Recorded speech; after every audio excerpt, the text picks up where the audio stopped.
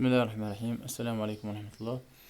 مرحبا بكم في هذا الفيديو اللي باش نحكي فيه على تنبيه مهم جدا، خاصة الأخيين باش يعديو الامتحان كود ولا روت،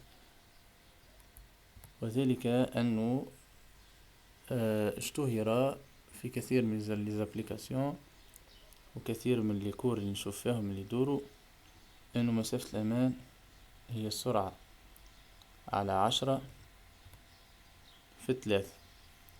هذه الحقيقة المعمول به في القانون القديم.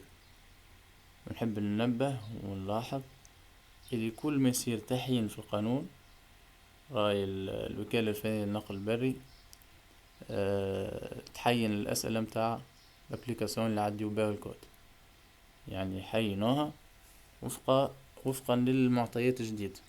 يعني القانون والقوانين والنصوص القانونية تتغير لعدة أسباب يغيروها. كل ما يصير تغيير في القانون راهو يصير تغيير على مستوى الابليكاسيون. يعني مسافة الأمان السرعة على 10/3، هذايا القانون هذا قديم وماش معمول به. يعني في الامتحان كتجاوب يقولك مثلا عندك السرعة 50 كيلومتر في الساعة، باش تقسم 50 على 10 5/3 باش تجاوب 15 متر.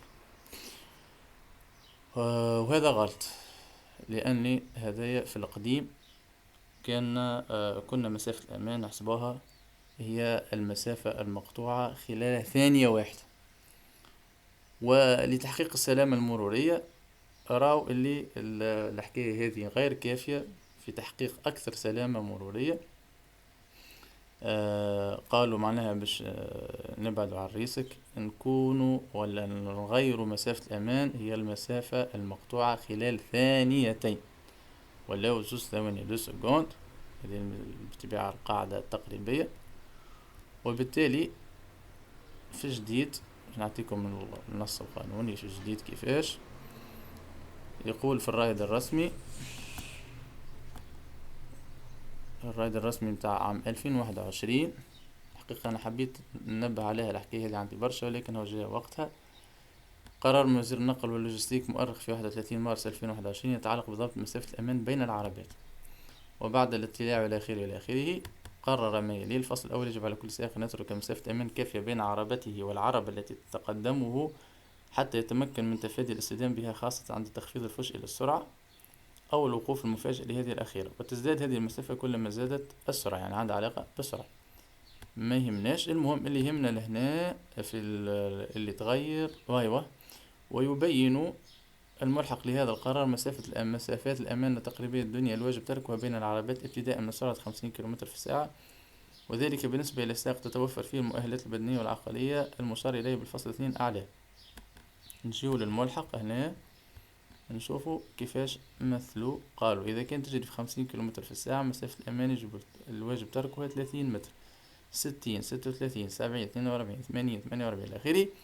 وتحتسب هذه المسافة حسب القاعدة التالية: السرعة كيلومتر في الساعة نقسمها على 10 ونضرب في 6. معناها 50 نقسمها على 10 5 في 6 30. 60 نقسمها على 10 6 في 6 36.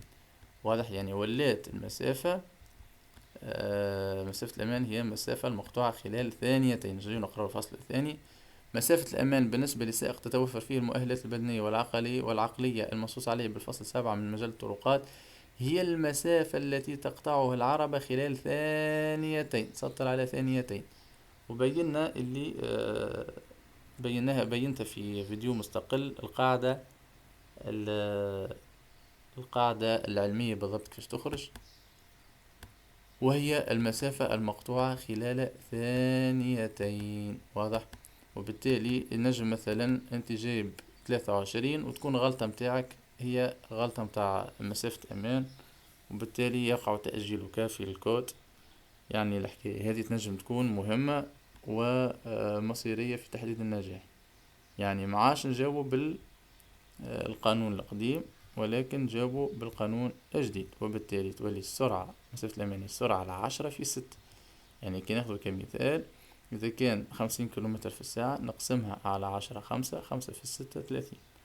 واضح؟ هذا وحبيت ننبه على هذا الشيء. وإن كان راهو الكود اللي قاعد يدور بين الناس راهو فيه برشا أغلاط، ومهوش محين، لأنه القانون الطرقات فيه برشا تحيينات وفيه برشا تجديد.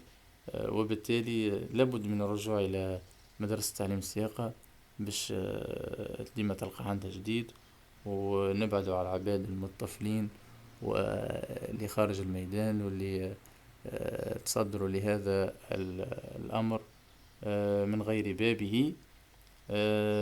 هذا هو، بالتوفيق والنجاح لجميع الإخوة اللي باش يعديو الكود واللي باش يعديو السياقة، وإن شاء الله نكون عاونتكم وأفدتكم. وإلى ذلكم الحين أستودعكم الله الذي لا تضيع ودائعه في فيديو قادم إن شاء الله. السلام عليكم ورحمة الله.